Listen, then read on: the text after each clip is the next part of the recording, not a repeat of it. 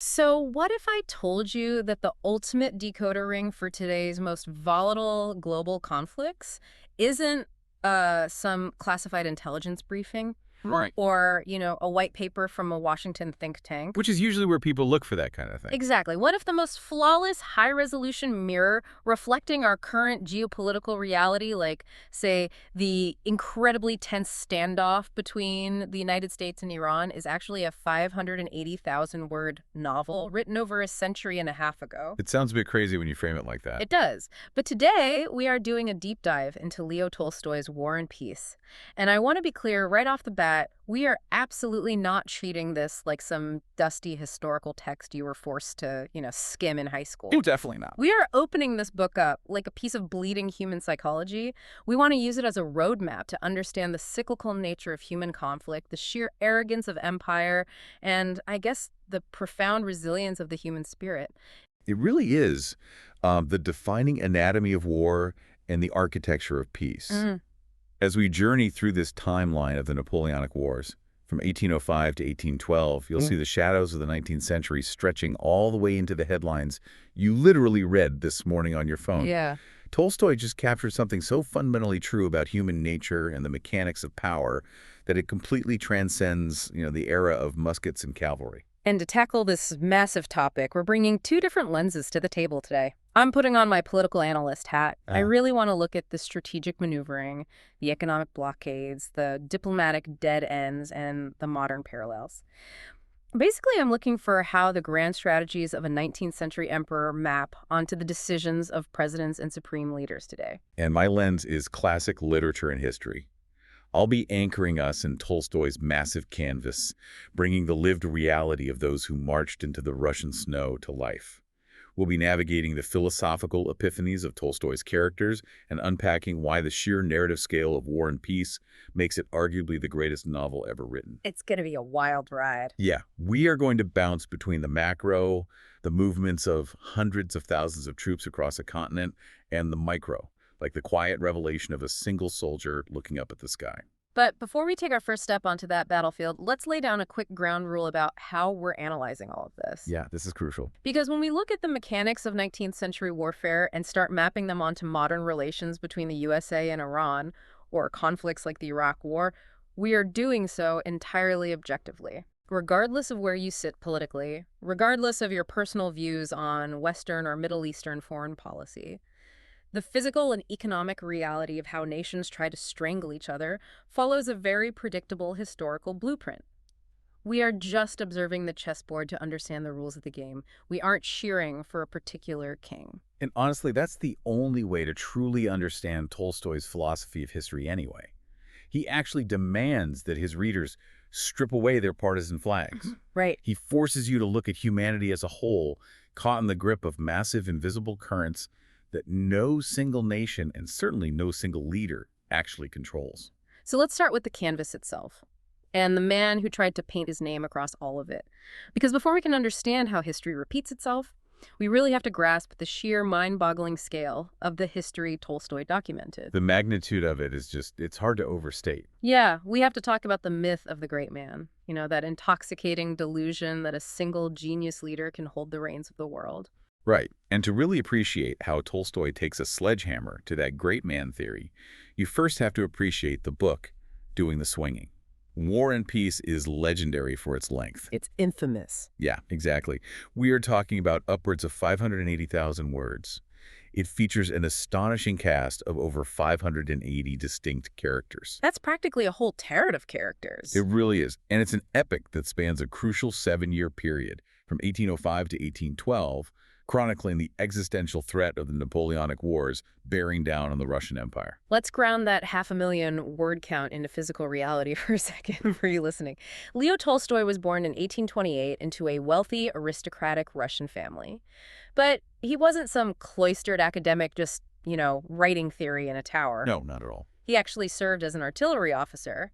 He saw the brutal devastation of the Crimean War firsthand, so his pen was dipped in the literal reality of blood and mud. Yeah, he knew exactly what he was writing about. And it took him, 6 agonizing years to write this masterpiece? 6 years, yeah. And the logistics of producing a book that massive in the 1860s are just staggering.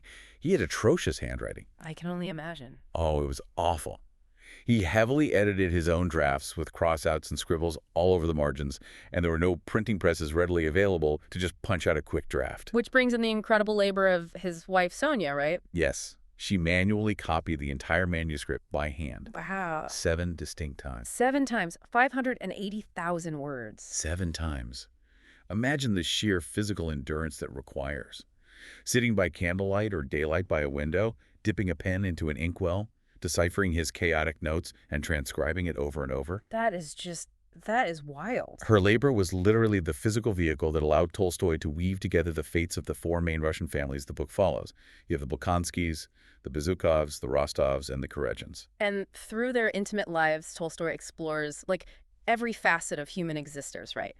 Love, betrayal, ambition, despair. Exactly. And all of it playing out under the terrifying, lengthening shadow of Napoleon Bonaparte. Napoleon. I mean, this is a man of seemingly limitless, world-swallowing ambition who, paradoxically, stood only about 5'7" tall. Yeah, the contrast is fascinating. The sheer audacity of this guy is hard to overstate. He literally took the imperial crown from the Pope's hands during his coronation to place it on his own head. Basically signaling that his power didn't come from God or the church. It came from himself. Right. And by 1805, when the main narrative action begins, he has already brought Austria, Prussia, and Spain to their knees. But Russia remains this stubborn, massive rock refusing to break, which sets the stage for December 2nd, 1805, the Battle of Austerlitz. Austerlitz. That is a name that still echoes through the halls of military academies around the world today. Napoleon himself called it his greatest victory. And the odds were not in his favor, were they? Not at all. When you look at the raw logistics, the odds were heavily stacked against the French. Napoleon fielded roughly 68,000 men. He was facing a combined Allied force of Russian and Austrian troops numbering 85,000. So he was outmanned, far from home, and fighting in the freezing cold of winter in what is now the Czech Republic. Exactly. Okay. But Napoleon doesn't just line his men up and trade musket fire. He orchestrates. He engineers this massive psychological illusion. How so? He deliberately makes his right flank appear incredibly weak. He practically rolls out a red carpet, inviting the Russian and Austrian forces to attack that specific spot. Ah, so he's playing them. He knows exactly how human nature works. He knows the Allied commanders won't be able to resist what looks like an easy opportunity to crush his flank and roll up his line. It was a trap. It was a brilliantly constructed trap. The enemy commanders took the bait entirely. They surged toward that supposedly vulnerable right flank. But to do that, they had to pull troops from somewhere else, right? Yes. They had to pull troops away from the center of their own line, essentially thinning out their own defenses at a location called the Pratzen Heights. And that's exactly what he wanted. The moment they overcommitted, Napoleon sprang the trap. He launched a devastating, concentrated strike right up the middle, shattering the weakened Allied center, splitting their army in two, and completely routing them. The results were catastrophic for the Allies. I mean, in a single day, Napoleon inflicted 36,000 casualties, men killed, wounded, or captured. Meanwhile, the French suffered only about 9,000 casualties. It was like a geometric proof written in gunpowder and blood. It cemented his aura of absolute invincibility. The tactical genius is undeniably impressive. It is. But Tolstoy takes this moment of supreme military brilliance and entirely subverts it. He doesn't focus on the geometry of the troop movements. He focuses on the human reality on the ground through the eyes of one of his characters, Prince Andrei Bolkonsky. Right, Andrei. Tell us about him. So Andrei is this idealistic, slightly arrogant Russian soldier who rides into the Battle of Austerlitz, genuinely seeking greatness. He wants glory. He idolizes Napoleon. He wants his own legendary moment that historians will write about. Yet that's not quite how it works out for him. Not at all. Instead of glory, Andrei gets a piece of shrapnel.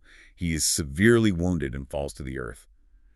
And as he lies there bleeding on the Pratzen Heights, with the deafening sounds of slaughter feeding around him, he stops. He stops looking at the battle. Stops looking at the men. He stops looking at the flags, and he looks up. He looks at the eternal, quiet sky. Just the clouds drifting lazily across this endless blue expanse. Exactly. And in that moment of profound stillness amidst the carnage, Andrei experiences a massive philosophical pivot. He realizes the absolute, almost comical insignificance of the battle happening around him. He realizes that Napoleon, with all his ego, his brilliant flanking maneuvers, and his grand empire, is microscopic compared to the quiet eternity of the sky. The ambition that drives men to slaughter tens of thousands of their fellow human beings is fundamentally a lie. The sky is the truth. The ego is an illusion. That is so powerful. Let's pull this into the modern strategic realm for a minute, because there's a serious friction here. Yeah, let's do it. If we look at Napoleon's maneuver at Austerlitz feigning weakness on the right flank to draw the enemy into a trap, that mechanic is highly analogous to tactics we see in modern politics and geopolitics. Like what? Well, think of the political dead cat strategy. You throw a metaphorical dead cat on the table to create a massive, noisy distraction so no one notices a failing domestic policy. Right, look over here, not over there. Exactly. Or look at geopolitical head fakes, where a nation draws global media attention to a manufactured crisis in one region, say the South China Sea, while quietly passing a controversial policy or moving cyber assets somewhere else entirely. It's the exact same mechanic, strategic misdirection. So, if Tolstoy uses Andrei's epiphany under the sky to show us that Napoleon's tactical genius is ultimately meaningless, does that mean strategic brilliance in leadership is actually a flaw? Does being a genius tactician inherently blind you to reality? That's a great question. But Tolstoy isn't arguing that intelligence or strategic capability is inherently flawed. He is arguing that the belief that your strategic brilliance gives you control over history is a fatal delusion. Ah, the illusion of control is the trap. Precisely. Napoleon believed his mind was the literal engine of European history. But Tolstoy suggests that power born of ego inherently digs its own grave. The absolute perfection of the victory at Austerlitz inflated Napoleon's belief in his own infallibility. It convinced him he was a god who could dictate reality. And that exact hubris directly blinded him to the disastrous realities of what would happen 7 years later when he tried to apply that same ego to the sheer geographical reality of Russia. The brilliance was real, but the belief that it made him immune to the laws of nature was the lie. So the crushing victory at Austerlitz was actually like a slow-acting poison pill for his empire. It made him believe he was exempt from the rules. Which perfectly transitions us from the blood-soaked fields of Austerlitz to the velvet-draped backrooms of international diplomacy. Because Austerlitz was just a battlefield victory, and Napoleon quickly realized that you can't, shoot an economy with a cannon. No, you definitely can't. Wars rarely start over purely military objectives. They start over money, trade routes, and bruised egos. To truly break his rivals, he had to put down the musket and pick up the ledger. Which brings us to why Napoleon decided to march on Moscow in 1812, and how those exact same economic levers are pulled in modern diplomacy. To understand the March on Moscow, you actually have to look away from Russia for a moment and look across the English Channel. Napoleon's ultimate defining rival wasn't Tsar Alexander, it was the British Empire. Oh, right. He famously and disparagingly called the British a nation of shopkeepers. Oh. Exactly. England was the financial engine funding the coalitions against him. And since the French Navy had been decimated at the Battle of Trafalgar, Napoleon knew he couldn't beat the British at sea. He couldn't invade London. So he turned to economic warfare. He tried to bankrupt them. The Continental Blockade. The Continental Blockade was an astoundingly ambitious economic embargo. Napoleon essentially tried to lock the doors of continental Europe, forbidding any nation allied with or conquered by France from trading with the British. And the goal was simple, brutal, and entirely non-kinetic, right? Collapse the British economy by starving their factories of raw materials and their merchants of markets. That was the plan. But the logistics of a blockade are a nightmare. To make a dam work, you can't have any leaks. No. Every single port from Spain to the Baltic Sea had to be locked down. And Tsar Alexander I of Russia was the massive gaping back door. Yeah, the history of how these two men tried to handle this is incredibly cinematic.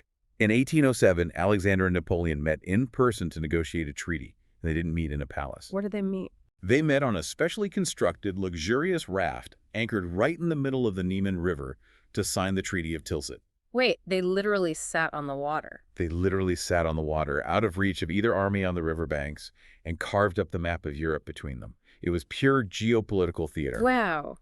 But it was theater because the underlying economic realities on the ground completely superseded the ink on that treaty. Completely. Russia was an agrarian giant, and it desperately needed English trade. Its aristocratic economy relied on exporting grain, timber, and hemp to Britain. So quietly, behind Napoleon's back, Alexander refused to strictly enforce the Continental Blockade. British goods continued to smuggle into Russia. Alexander was essentially poking a massive hole in Napoleon's economic dam. And Napoleon, driven by that infallibility complex cemented at Austerlitz, just couldn't tolerate the defiance. He believed he could just use his military to force the lock. To terrify Russia back into economic compliance, he assembled the Grande Armée, an unprecedented, staggering force of roughly 680,000 soldiers. 680,000 men. The logistical undertaking of just feeding that many human beings and horses in 1812 is mind-boggling. It was an unbelievable logistical burden. But before we get to the invasion itself, let's draw a direct line from that continental blockade to the modern era, specifically the economic standoffs between the USA and Iran. We are looking at the mechanics of economic strangulation. Yes. When you peel back the rhetoric, modern sanctions operate on the exact same premise as Napoleon's blockade, attempting to force political compliance by starving an opponent's economy. The structural blueprints are nearly identical. When we look at the tensions between the U.S. and Iran, the modern animosity traces its roots back to 1979, the Islamic Revolution, and the subsequent 444-day hostage crisis involving 52 American diplomats and citizens. And since that rupture, traditional diplomatic relations have been virtually non-existent, replaced almost entirely by proxy conflicts and economic warfare. And just as Napoleon's blockade was about controlling the flow of British goods, the modern standoff is intimately tied to the modern world's lifeblood, crude oil. Iran possesses the world's fourth largest proven oil reserves. But the real leverage isn't just the oil under the ground, it's the geography of how it gets to market, the Strait of Hormuz. Right, it is the ultimate geopolitical choke point. It's a narrow stretch of water between the Persian Gulf and the Gulf of Oman. 20% of the world's total global oil consumption passes through that strait every single day. That's a huge vulnerability. If that waterway is mined or blocked, global energy markets don't just experience a hiccup. They experience a massive cascading heart attack. Transportation costs skyrocket, inflation spikes globally, and economies shudder. It's asymmetric leverage. Right. A regional power can hold global markets hostage. And we've seen immense diplomatic whiplash attempting to manage this exact dynamic. Like the JCPOA. Exactly. Yeah. Think about the 2015 Joint Comprehensive Plan of Action, commonly known as the Iran nuclear deal. This was a massive multilateral diplomatic effort, conceptually analogous, perhaps, to the negotiations at Tilsit. Oh, I see the connection. The goal was to limit Iran's nuclear proliferation capabilities in exchange for the lifting of crippling international economic sanctions. It was a fragile agreement born of complex compromise. But then, in 2018, the U.S. abruptly withdrew from that deal and reinstated what it called maximum pressure sanctions. The result, Yeah. the economic dam was rebuilt overnight. Iran's economy went into freefall, their currency plummeted, and in response, they renewed uranium enrichment and began aggressively harassing shipping in the Gulf. The pressure cooker was sealed shut again. Let's lean into that dam analogy because it explains the mechanics of both 1812 and today perfectly. Let's hear it. You can build a massive concrete dam across a rushing river. You can successfully block the water, starving the village downstream of the resources it needs to survive. But the water doesn't just cease to exist. Right. The kinetic energy of the river doesn't vanish. The water backs up. The pressure builds and builds and builds against the concrete. And eventually, if you don't engineer a release valve, the sheer physical pressure shatters the dam entirely. And the resulting flood is exponentially more destructive than the original flowing river ever was. Exactly.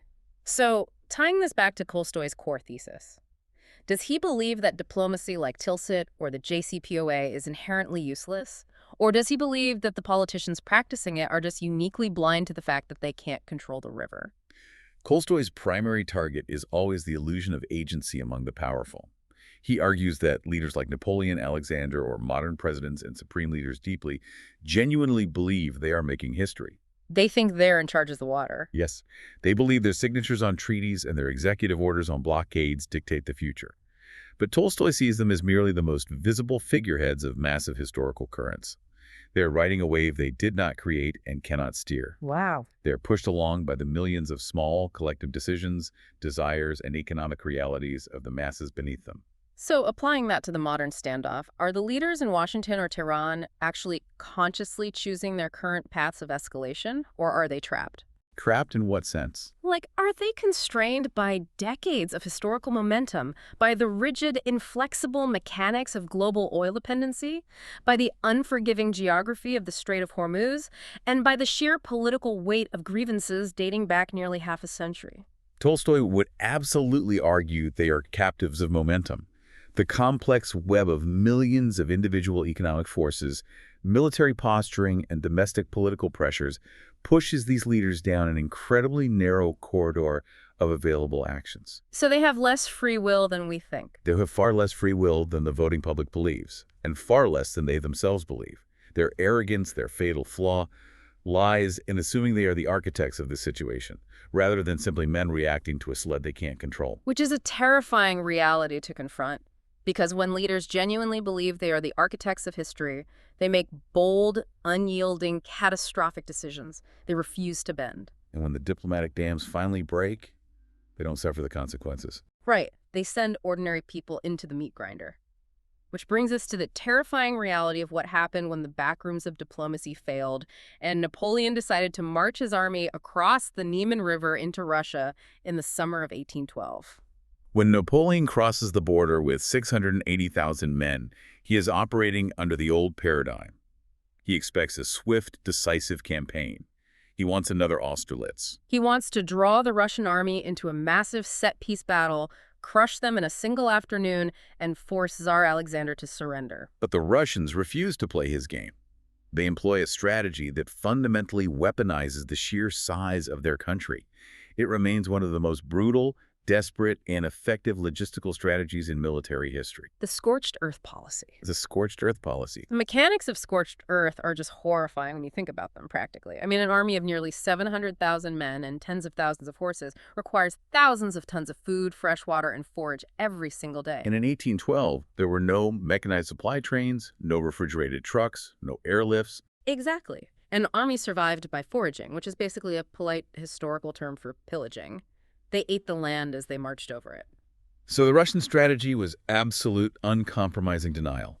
As the Russian army retreated deeper into the interior, they destroyed their own country. They burned their own farming villages. They set fire to thousands of acres of crops. They slaughtered the livestock they couldn't herd away. They literally threw dead animals down their own drinking wells to poison the water. Imagine the psychological and physical toll that takes on the advancing French forces. Napoleon pushes deeper and deeper into the largest landmass on Earth. The summer heat is sweltering, and he finds absolutely nothing. No food for his infantry, no fodder for his cavalry horses. The horses begin dying by the thousands, which means cannons and supply wagons have to be abandoned. Disease starts ripping through the ranks. He is punching a ghost, and the exertion is starving him to death. And this grueling, endless, starving march finally culminates on September 7th, 1812. The Battle of Borodino. Borodino. The Russians are now under the command of General Mikhail Kutuzov. Tell us about Kutuzov. Kutuzov is this old, one-eyed, heavily scarred veteran. He isn't a flashy tactician like Napoleon, but he understands the Russian land and the Russian soul better than anyone. Under immense political pressure to finally defend Moscow, Kutuzov turns his army around and digs in at Borodino, roughly 70 miles west of the capital. And the scale of the clash is just apocalyptic. Napoleon fields roughly 135,000 surviving men. Kutuzov commands about 121,000. I want to make sure the math of this specific day truly lands for you listening. We aren't talking about a protracted siege spanning several months like Verdun or Stalingrad. This was a single day of close-quarters combat. Just one day. From sunrise to sunset.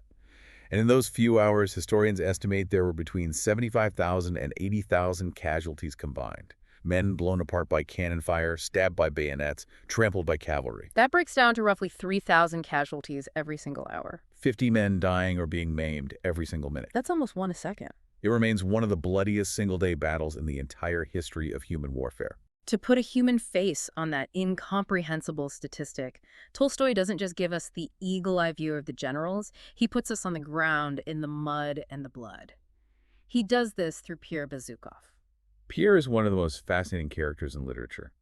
He's an incredibly wealthy, deeply confused, somewhat naive intellectual who has spent the whole novel searching for the meaning of life. And in an act of profound, almost comedic naivety, he decides he wants to, quote-unquote, see a battle. He literally rides onto the battlefield of Borodino wearing a white civilian hat, viewing the Nar almost as a spectator sport. He thinks he's going to witness the majestic unfolding of history. And what does he actually witness? What Pierre actually witnesses destroys every romantic notion of war he ever held. Through Pierre's panic-bewildered eyes, Tolstoy entirely strips away the glory of combat. Pierre doesn't see brilliant tactical maneuvers. He doesn't see geometric lines of troops acting with heroic purpose. He sees absolute deafening chaos. Yes. He sees young officers he was just speaking with, abruptly torn in half by cannonballs. He is deafened by the roar of artillery, blinded by thick, choking clouds of black powder smoke, and surrounded by the screams of dismembered men bleeding out in the dirt. He realizes, viscerally, that a battlefield is not a chessboard commanded by geniuses.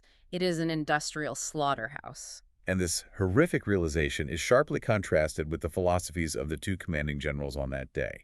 You have Napoleon, frantic, feverish, constantly demanding updates, trying to force a decisive, clean victory to feed his ego and end the campaign. And on the other side, you have Kutuzov. Kutuzov is essentially the anti-Napoleon. He literally sits on a folding chair, eating chicken, largely ignoring the frantic reports of his aides. Our sources give Kutuzov a defining philosophy. Time and patience are my strongest warriors. He doesn't try to outsmart history or dominate nature. He aligns himself with it. He knows he just has to bleed the French enough, and eventually the brutal reality of the geography and the approaching winter will finish the job for him. Kutuzov understands what Napoleon's ego prevents him from seeing, that nature will always accomplish what cannons cannot. Strategically, Borodino was a bloody stalemate. The Russians eventually fell back in good order, leaving the smoking, corpse-strewn field to Napoleon. But it was the ultimate Pyrrhic victory. The French army was bled white, thousands of miles from home, with autumn turning cold. And following Borodino, Kutuzov makes an unthinkable, deeply unpopular, but ultimately brilliant strategic decision. He decides not to fight another battle to save the capital. On September 14, 1812, the Russian army abandons Moscow. So Napoleon enters the ancient holy capital of Russia. He rides to the Kremlin expecting the traditional surrender. He expects a delegation of bearded Russian nobles offering him the keys to the city, begging for terms. He expects the war to be over. Instead, he finds an empty, silent metropolis. Almost the entire population has fled. And then the city begins to burn. The Russians, either by explicit order or chaotic accident, set fire to their own cultural and historical heart. The wooden city becomes an inferno. Napoleon is literally forced to stand at a window in the Kremlin, watching the ultimate prize of his entire career turn to ash and cinders around him. He waits there in the smoldering ruins for 35 agonizing days. He sends desperate letters to Tsar Alexander in St. Petersburg offering peace terms. And what does Alexander say? He receives nothing but absolute silence. The psychological warfare is devastating. He has captured the capital, but he has lost the war. And then the trap finally snaps shut. It isn't a military ambush. It's the arrival of the Russian winter. Facing starvation with no supplies left in the burned city, Napoleon is forced to order a retreat. And because the surrounding countryside hasn't been touched, he is forced to march his army back along the exact same devastated, scorched path they took to get there. Oh man, they have to walk back through the wasteland they created. There is no food left. The temperatures plummet to minus 30 degrees Celsius.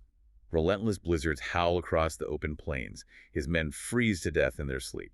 They are constantly harassed and picked off by fast-moving Cossack cavalry raiding parties. It is a slow-motion apocalypse. Of the 680,000 soldiers who crossed the border with dreams of imperial glory, barely 100,000 shattered, starving, frostbitten survivors make it back out. It is one of the most complete military disasters ever recorded. The absolute cost of hubris. And we see echoes of this exact dynamic, this sudden, devastating escalation, this refusal to back down, leading to catastrophe in modern flashpoints. For example, Look at the events of January 2020. The United States launched a drone strike in Baghdad that assassinated General Qasem Soleimani, Iran's most powerful and prominent military commander. right, that was a massive moment. It was an unprecedented, highly volatile escalation. Iran immediately vowed fierce, crushing revenge. The U.S. dared them to try, threatening to bomb 52 Iranian cultural sites. For several days, the entire world held its collective breath, watching two powers locked in a cycle of immediate retaliation. Both sides were utterly refusing to look weak. Both trapped by their own posturing, both accelerating toward a cliff. It is the modern iteration of Borodino's logic. When national ego, The fear of appearing vulnerable and the momentum of past threats dictate policy. The brinkmanship accelerates until conflict becomes almost unavoidable. The weapons are different, drones instead of cannons, but the psychological trap is identical. And in these scenarios, whether it's the conscripts freezing in the Russian snow in 1812 or the innocent passengers of the Ukrainian commercial airliner tragically shot down by a jittery Iranian air defense crew during that exact 2020 standoff, it is always ordinary civilians and low-ranking soldiers who ultimately bear the brunt of the fire ignited by the so-called great men. Which is a sobering, tragic truth that history has forced humanity to relearn over and over and over again. The catastrophic failure of the 1812 campaign was not some weird historical anomaly. It wasn't just a bad logistical year for Napoleon. It established a terrifying pattern of arrogance, miscalculation, and massive human suffering that would essentially define the next 2 centuries of global conflict. Napoleon's survival after the Russian disaster was remarkably short-lived.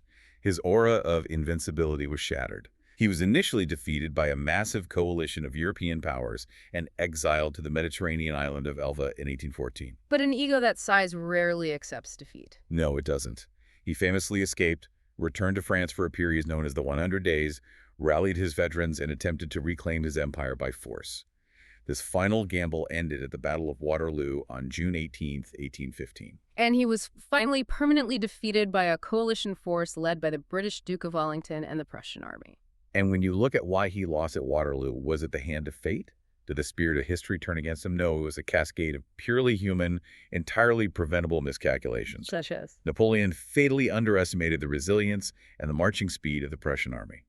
Furthermore, one of his key commanders, General Grouchy, rigidly followed outdated orders and marched his massive force of 30,000 men to the wrong location, entirely missing the main battle while Napoleon was being crushed. So the great genius of Austerlitz was undone by a single bad tactical decision, muddy ground that delayed his artillery, and a massive logistical error. He was subsequently exiled to the remote, miserable rock of St. Helena in the South Atlantic, where he died of stomach cancer in 1821. The empire that burned Moscow ended in damp, pathetic isolation. But the vast machinery of industrial war did not die with him. It only accelerated. Just a few decades later, the Crimean War erupted, lasting from 1853 to 1856. This conflict is incredibly significant for our deep dive because, as we mentioned earlier, Leo Tolstoy actually fought in it. Right. He was a young artillery officer defending the besieged city of Sevastopol against an alliance of Britain, France, and the Ottoman Empire.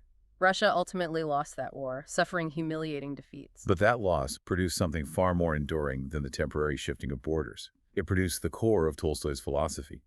The crucible of the Crimean War directly inspired his early masterpiece, Sevastopol Sketches. That was sort of the warm-up for War and Peace, right? It was essentially the stylistic and philosophical training ground for war and peace. In those sketches, Tolstoy strips away all the romantic, nationalist veneer of combat and delivers a devastating, clear-eyed revelation. What was it? He wrote, "The hero of my tale, whom I love with all the power of my soul, is truth." He realized that the true hero of war is not the general who orchestrates the killing, but the ordinary soldier who suffers the most. It's a profound, radical redefinition of heroism. He shifts the historical focus away from the general on the hill, looking through a spyglass, down to the infantrymen bleeding out in the trench. And interestingly, a massive beacon of light emerged from that exact same horrific conflict.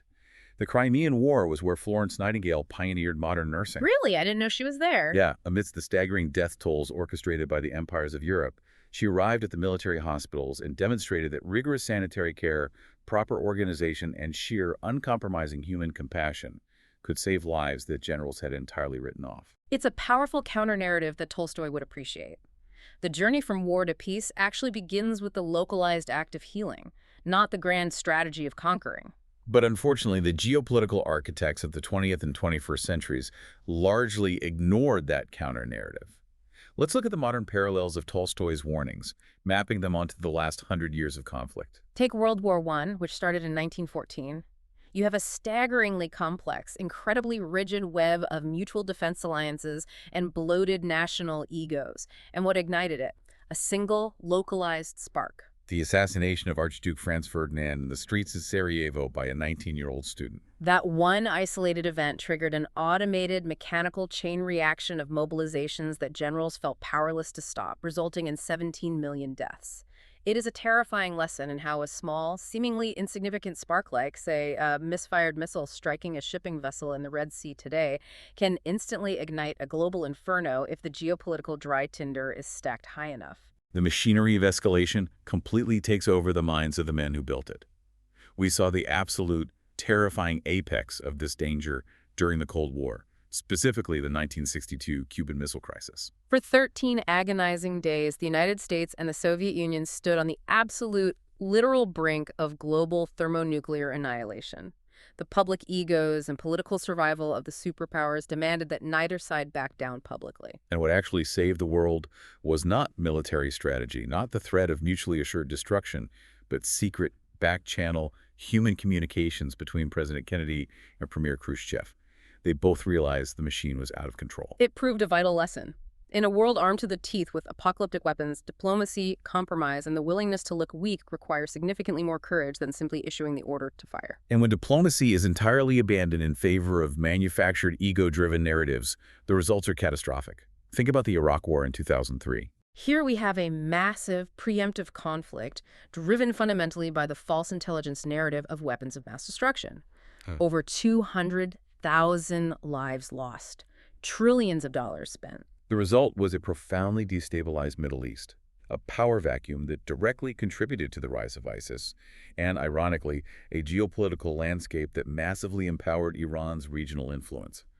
The grand strategy achieved the exact opposite of its intended goal. It perfectly illustrates Tolstoy's relentless warning that all wars are ultimately rooted in lies. Lies told by leaders to their people to justify the blood and treasure spent, and often lies leaders tell themselves to justify their own ambition. When the foundational justification for a war is an illusion, the outcome is mathematically guaranteed to be chaotic and destructive. Exactly. Wait, but let's look at the mechanics of today compared to 1812, because there is a massive paradox here. What do you mean? In 1812, Napoleon is literally guessing where the Russian army is. He is operating on couriers, on horseback, rumors, and hand-drawn maps. He marched blindly into the snow based on slow, incredibly unreliable information. Today, in our era, leaders have satellites in low Earth orbit that can read a license plate from space. We have instant terabit-speed data analysis, signal intercepts, and massive global intelligence networks. We know exactly where the enemy is at all times. We have all the data in the world. Yet modern leaders consistently fall for the exact same hubris. They launch invasions expecting to be greeted as liberators, only to face decades of grueling, unwinnable insurgencies. So my question is, if Tolstoy believes all wars are rooted in lies, do all these modern data points actually make leaders smarter? Or is our modern, hyper-connected 247 information world actually making us more susceptible to these lies because they are amplified and accelerated by algorithms? That is the essential paradox of the information age.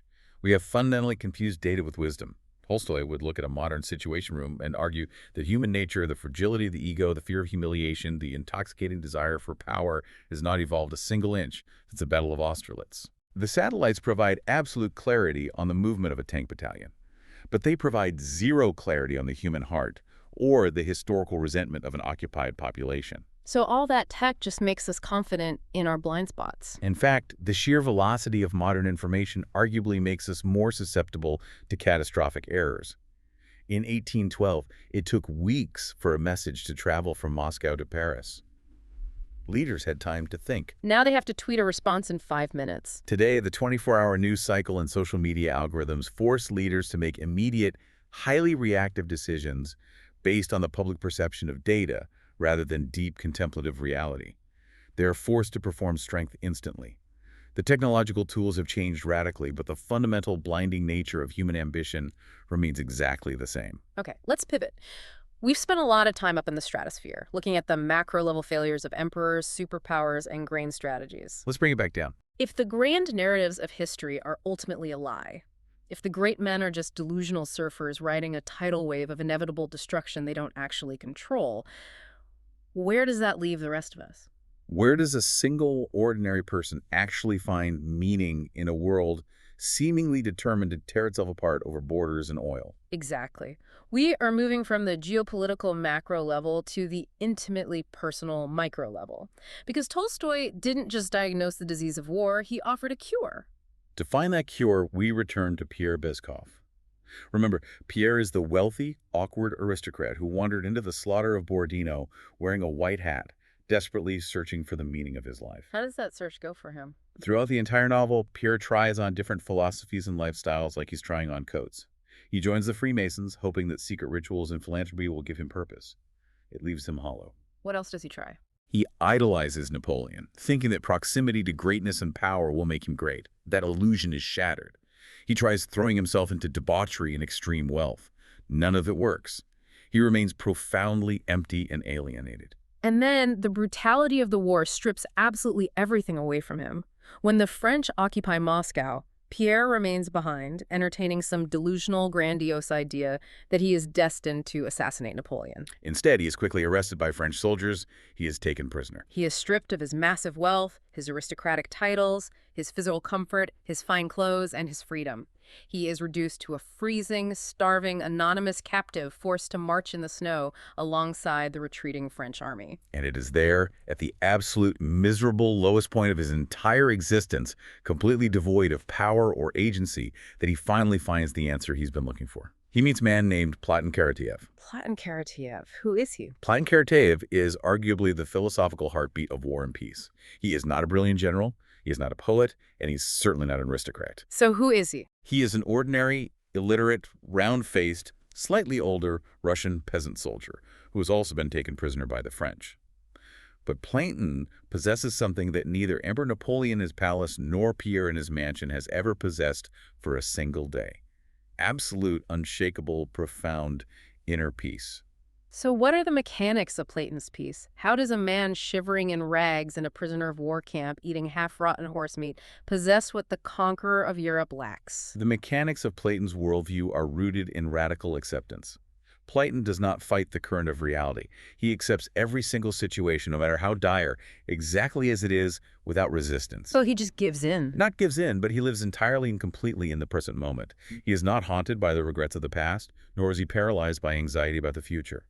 He survives by finding joy in immediate, tiny realities, the warmth of a small fire, the taste of a single potato. He finds joy in just existing. He serves others quietly, sharing his meager rations, sewing shirts for his fellow prisoners, comforting the sick. Most importantly, he is entirely free from the prison of the ego. He doesn't think he's the center of the universe. He doesn't view himself as a separate, highly important individual whose life must have some grand historical meaning. He views himself merely as a small, temporary droplet in the vast, eternal ocean of humanity. His core philosophy translates roughly to, whatever happened, happened for the good. Whatever happened, happened for the good. On the surface, to a modern ear, that sounds almost dangerously passive. It sounds like giving up. But in the context of extreme trauma and war, it's actually an impenetrable psychological armor against despair. Through observing and interacting with Platon during this brutal march, Pierre finally experiences his own true epiphany. He finally figures it out. He realizes that a good life isn't found in grand historical movements. It isn't found in changing the world, or in seeking proximity to power, or in wealth. It is found simply in the immediate present moment, acting with unpretentious everyday kindness, entirely free of the desperate demands of the ego. It is the ultimate rejection of the great man theory on a personal level.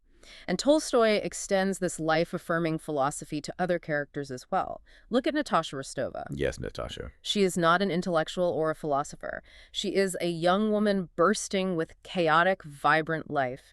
She makes terrible, impulsive mistakes. She falls for the wrong men. She suffers profound heartbreak and public humiliation. But she survives, and she embodies the true strength of humanity through her boundless capacity to love, to forgive, and to heal. She, like Platon, represents the vital, enduring, regenerative life force of humanity that outlasts the temporary destruction wrought by the great men. And what's truly incredible, looking at the historical impact of this text, is that Tolstoy's philosophy didn't just stay confined to the fictional pages of a novel. It bled out into the real world. It did.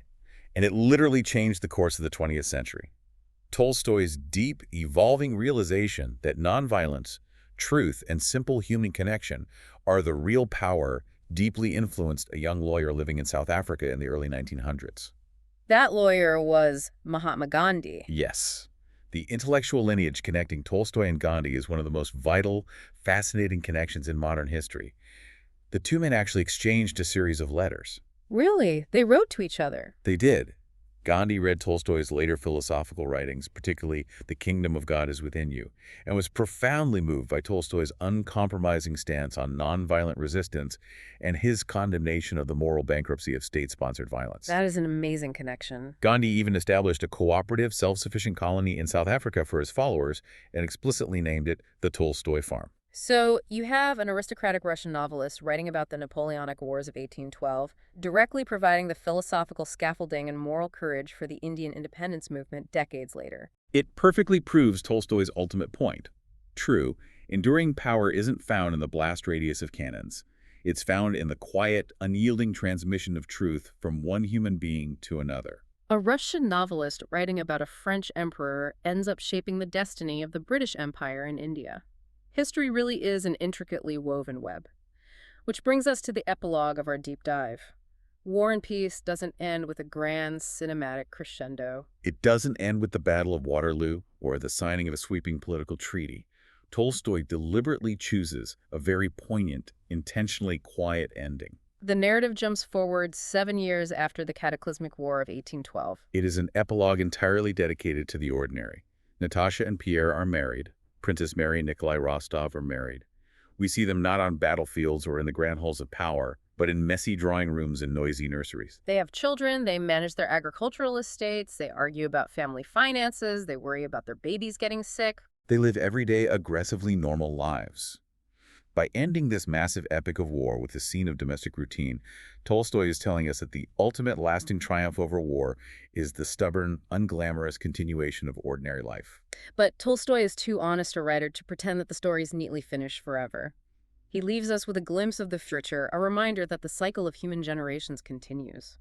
We see Prince Andrei's orphan son, Nikolenka, who is now a young boy growing up in this peaceful environment.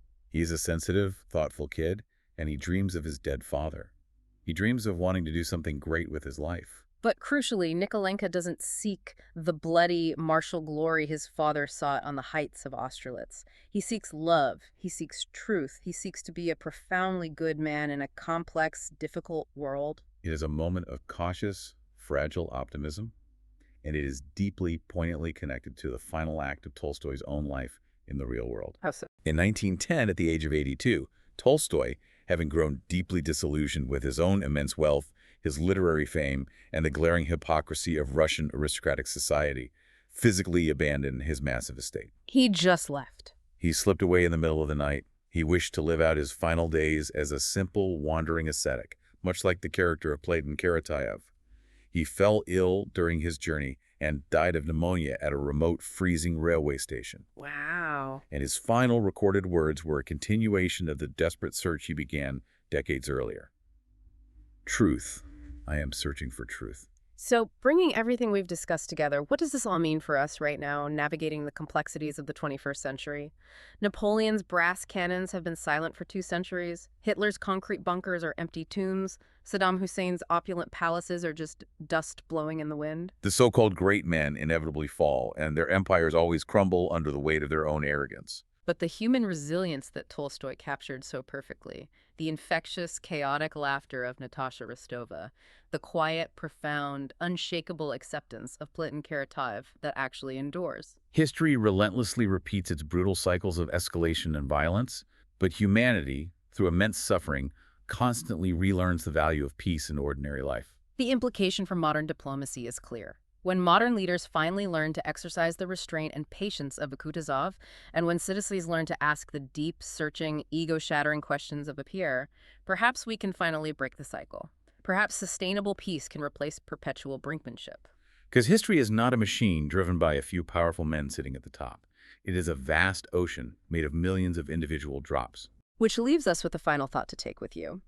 We started this deep dive looking at global conflicts, The sanctions, the blockades, the rhetoric between nations like the US and Iran, trying to predict the storms of geopolitics.